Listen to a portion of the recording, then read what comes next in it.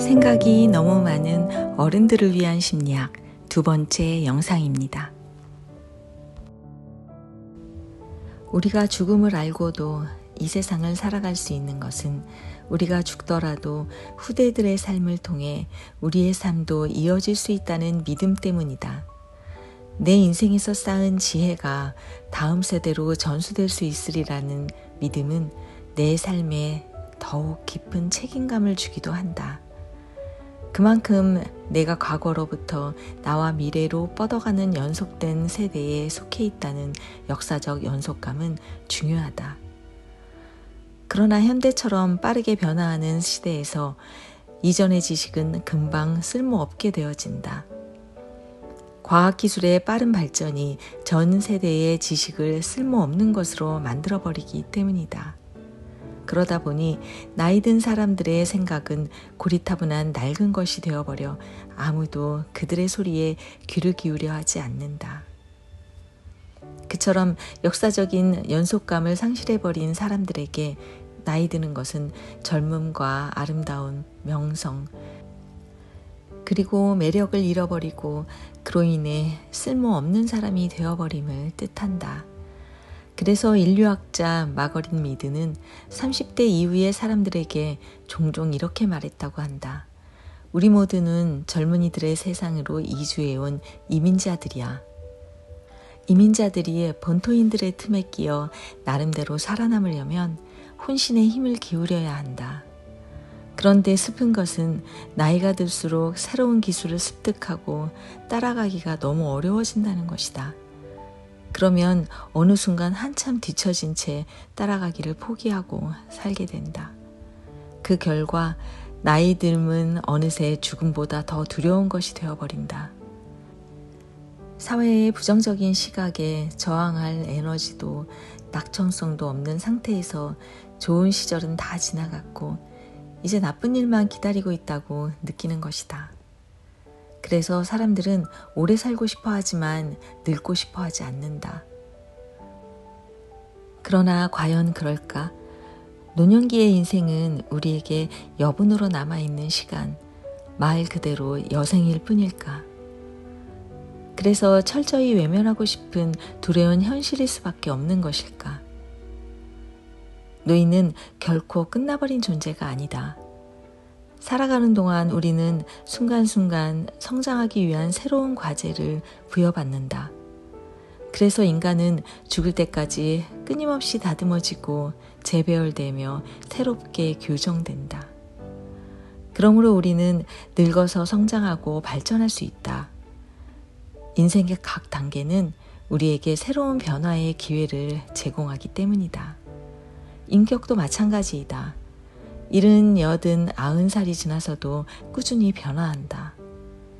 이때 나이 듦을 어떻게 바라보냐에 따라 그의 삶은 비참하고 삶의 회한만 가득한 인생이 아니라 여전히 욕망하고 변화하는 능동적 인생이 될 수 있다. 미국의 하버드대 심리학과 교수 앨런 랭어는 1979년 어느 날 오하이오주 지역신문에 70대 후반에서 80대 초반의 남성들을 모집하는 광고를 냈다. 만약 심리적 시계를 20년 전으로 되돌리면 사람의 신체에 어떤 변화가 있을까 알아보기 위해서였다. 앨런 랭어 교수는 한 수도원을 20년 전인 1959년과 같은 환경으로 꾸민 다음 실험 참가자들에게 일주일 동안 1959년으로 돌아가 마치 그 시간을 사는 것처럼 살게 했다.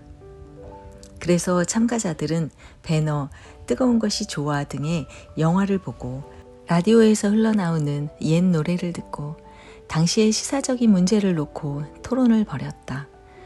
단 가족이나 간병인의 도움 없이 스스로 무엇을 먹을 것인지 결정하고 요리를 하고 설거지와 청소도 스스로 해야만 했다.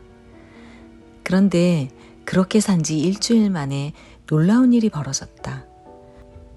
참가자 전원의 신체 나이가 실험 참가 전보다 최소 2, 3년 젊어진 것이다. 시력과 청력, 기억력이 향상됐고 지능이 좋아지고 걷는 자세도 좋아졌다.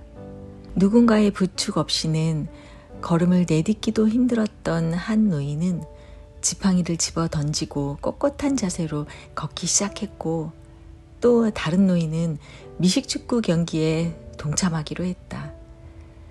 시계 거꾸로 돌리기라 불리는 이 연구는 물리적인 시간을 되돌릴 수는 없어도 마음먹기에 따라 얼마든지 젊게 살 수 있다는 사실을 입증해냄으로써 전 세계의 심리학자와 행동 경제학자들로부터 노화와 육체의 한계에 도전하는 혁신적인 심리 실험이라는 극찬을 받았다.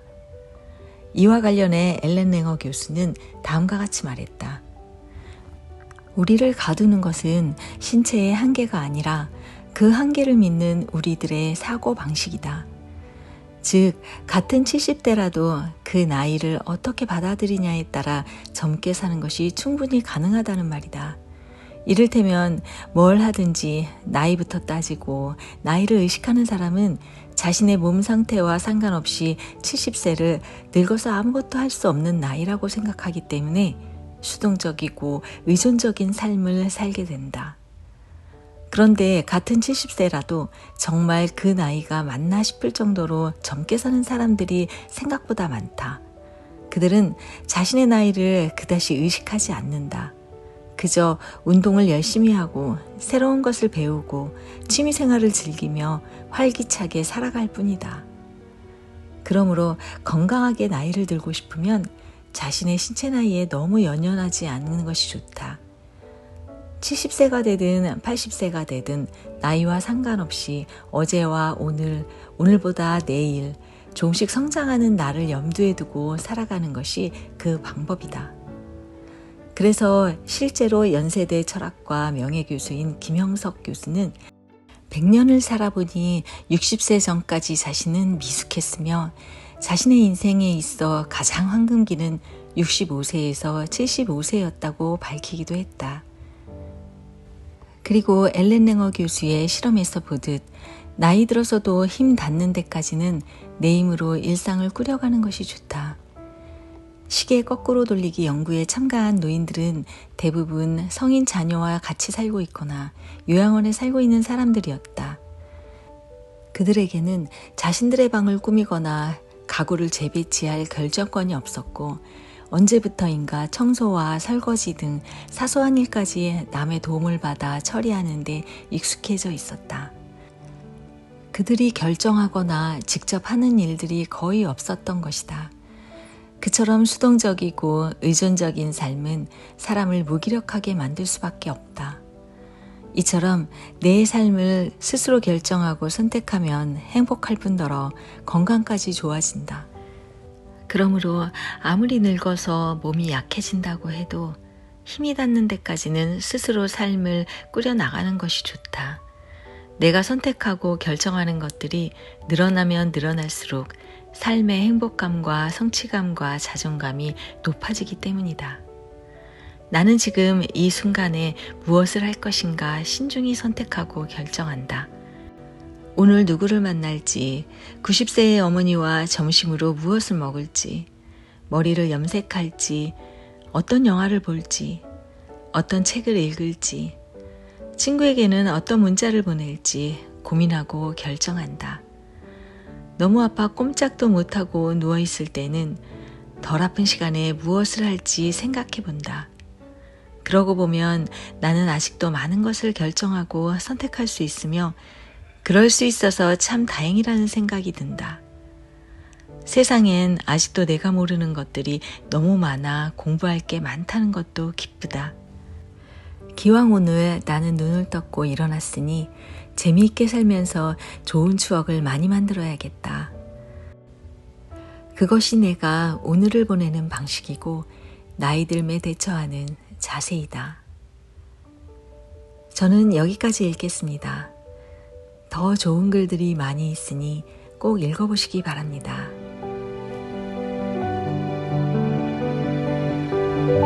그럼 다음 영상을 위해서 구독과 좋아요 잊지 마십시오.